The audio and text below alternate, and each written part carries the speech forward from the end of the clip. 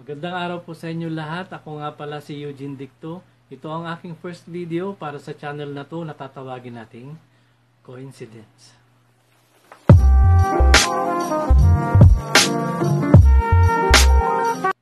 Ako ay nagtrabaho bilang isang seaman for 27 years.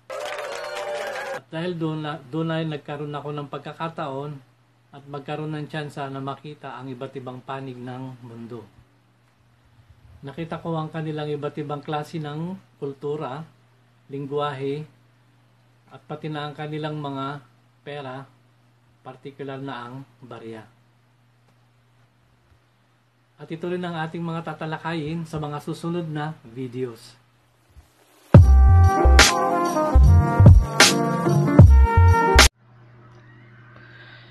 Bago ang lahat, tatalakayin muna natin kung paano ba talaga nagsimula gumamit ang tao ng mga barya. Pero hindi natin pwedeng talakayin ang barya nang hindi tinatalakay ang pera dahil ito ang dahilan kung bakit naimbento ng mga tao ang coins. Simulan natin sa pera. Noong unang panahon, masaya na ang mga tao na magpalitan ng mga bagay para makuha ang kanilang mga kinakailangang gamit. Halimbawa, isa kang farmer, ngunit kailangan mo ng karne. Ipagpapalit mo ang iyong isang sakong prutas o mga gulay para ipagpapalit sa karne ng mga mangangaso.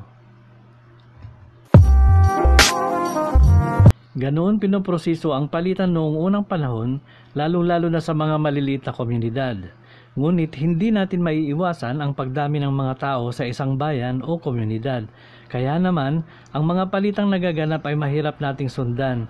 Kaya naman, naimbento ng mga tao ang resibo para alam ng mga tao kung kanino sila makikipagtransaksyon at kung sino ang may utang pa sa kanila o sino pa ang pinagkakautangan nila. Maganda sana itong solusyon ng mga panahong iyon, ngunit hindi ito gagana kung hindi mo kilalang kilala ang isang tao. Kaya naman, naisip ng mga tao na gumamit ng mga bagay bilang isang simbolo para makipagpalitan ng bagay sa samot-saring tao.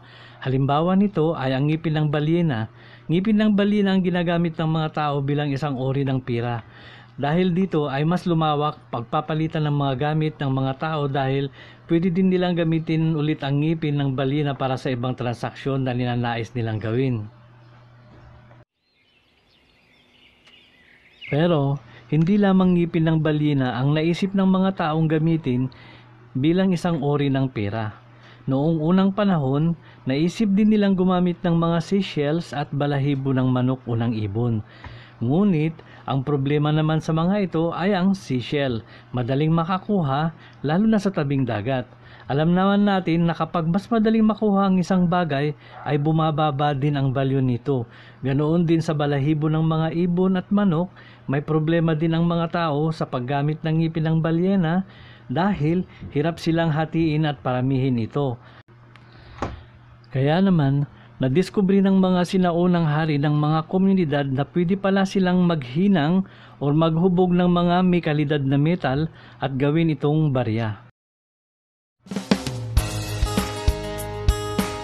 Tinatatakan din nila ito ng kanilang mukha o simbolo ng kanilang kaharian bilang isang patunay na ang bagay na ito ay may halaga.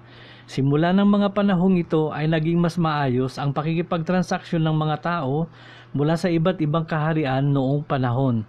Dito natin nagsimula ang paggamit ng mga tao ng coins. Isa sa mga katibayan natin na simula pa noong 650 hanggang 620 BC ay mayroon ng coins ay ang Lydian Lion Electrum. Ang coin na ito ay nakita sa loob ng Temple of Artemis na pwede ding matawag na Temple of Diana. Matatagpuan ang templong ito malapit sa bayan ng Seljuk na sa panahon natin ngayon ay ang bansang Turkey. Ang layon na nakatatak sa coin ay simbolo na may halaga ang bagay na ito. At dahil sa baryang ito ay nagsimula ang tinatawag nating Greek coinage, kung saan nakuha ng Western coinage ang konsepto or design ng kanilang mga barya. Mula naman sa Seleucids, Parthians at Sasanians naman ang naging inspirasyon para magsimula ang Islamic coinage. Ang Indian coinage naman ay malaking naimpluwensyahan ng Greek, Roman at Islamic coinage.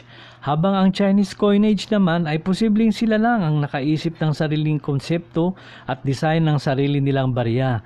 Nahaluan naman ito ng Western coinage design pagdating ng 19th century at ito rin ang mismong century kung saan na-adapt na ng ibang bansa sa Asia, ilang bansa sa Africa ang Western coinage.